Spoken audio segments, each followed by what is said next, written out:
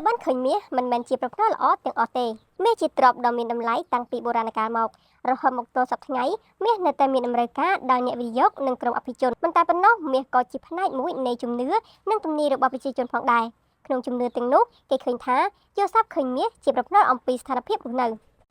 សុបិនបាត់មាសហើយរកមិនឃើញសោះវាជាប្រផ្នូលព្រះអំពីការបាត់បង់ទ្រព្យសម្បត្តិនៅក្នុងជីវិតពិតចូលកុំឲ្យអ្នកណាខ្ចីលុយស្រួលៗឲ្យសោះព្រោះអ្នកកំពុងប្រថុយប្រថានណាស់ខណៈលុយដែលគេយកចេញទៅមិនប្រកាសនឹងបានមកវិញទេសុបិនមាសបាត់តែរកឃើញវិញ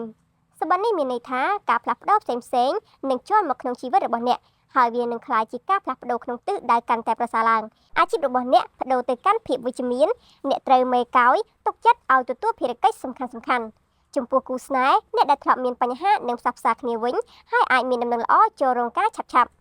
សុបិនបាត់ចិញ្ចៀនមាសនេះមិនមែនជាសុបិនល្អទេវាជាសញ្ញាប្រាប់ឲ្យដឹងមុនថាអ្នកអាចមានបញ្ហាឆ្លោះប្រកែកជាមួយសមាជិកគ្រួសារក្នុងអំឡុងពេលនេះអ្នកមិនគួរវិនិយោគឬប្រឡូកខ្លួនជាមួយល្បែងស៊ីសងឡើយសុបិនបាត់ខ្សែកមាសទូទីថាអ្នកអាចចាញ់បោកមនុស្សដែលទុកចិត្តបំផុតធ្វើឲ្យខាតបង់ទាំងលុយកាក់ទ្រព្យសម្បត្តិនិងទំនុកចិត្ត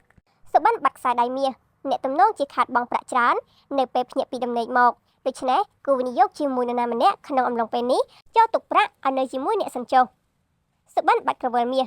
ក្រវិលមាសដែលបាត់ក្នុងសុបិនជាប្រផ្នូលនៃការបាត់បង់មនុស្សជាទីស្រឡាញ់អាចជាសាច់ញាតិឬមិត្តភក្តិជាដើមសុបិនមានគេឲ្យមាសវាជាសុបិនល្អវត្ថុដែលបាត់នឹងត្រូវរកឃើញប្រាក់ដែលគេខ្ចីនឹងបានត្រឡប់មកវិញមិនតែប៉ុណ្ណោះអ្នកក៏មានសំណាងទទួលបានការគាំទ្រពីមនុស្សពេញវ័យជុំវិញខ្លួនផងដែរសុបិនឃើញមាសមួយដំឡឹង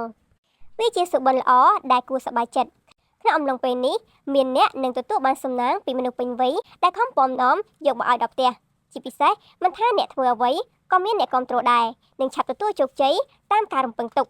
គួបផ្សំនឹងការងារពង្រីកអាជីវកម្មអាជីពនិងវិបុលភាពហិរញ្ញវត្ថុកាន់តែរលូនទៅមុខថែមទៀតសុបិនឃើញចិញ្ចៀនមាសពីវងលើដៃ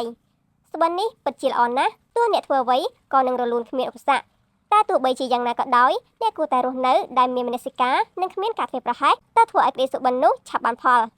សុបិនបានខ្សែកមាសមកពាក់លម្អខ្លួនដោយនិយាយខាងលើយ៉ាងដូចនោះដែរមាសជាទ្រព្យសម្បត្តិមួយដែលមានគេចង់បានច្រើនបើវាបង្ហាញខ្លួនក្នុងយល់សប្តិនោះអ្នកនឹងទទួលបានលាភសំណាងនៃការធ្វើអាជីវកម្មផ្សេងៗទន្ទឹមនោះដែរអ្វីដែលអ្នកបានរំពឹងទុកនោះក៏នឹងទទួលបានជោគជ័យទៅមុខហើយមានចាស់ទុំជួយជ្រោមជ្រែងមានដំណឹងល្អចូលមកឆាប់ពុំដឹងខ្លួនថែមទៀត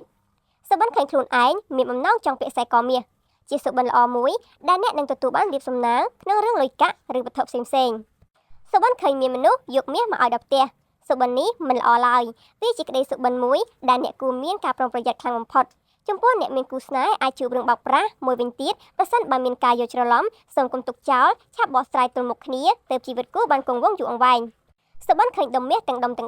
ចំពោះស្ត្រីដែលមានផ្ទៃពោះអ្នកនឹងបានកូនស្រីដ៏គួរឲ្យស្រឡាញ់ចំណែកការងារនិងហិរញ្ញវត្ថុវិញនឹងមានភាពរីកចម្រើនមិនមានបញ្ហាអ្វីមករាំងស្ទះធ្វើឲ្យពិបាកចិត្តឡើយជាពិសេសអ្នកតែងមានចាស់ទុំឬប្រតិចាតាមជួយជ្រោមជ្រែងមកក្រោយមិនឲ្យខ្វះខាតនោះទេ